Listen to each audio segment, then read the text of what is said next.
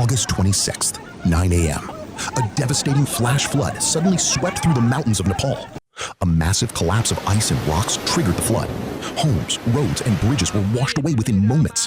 At least 95 people have reportedly died in Nepal, with 3 more deaths reported on the Chinese side.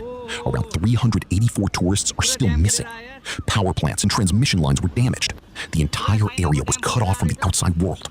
Army helicopters and rescue teams have been deployed. The Himalayan ice is melting faster every year.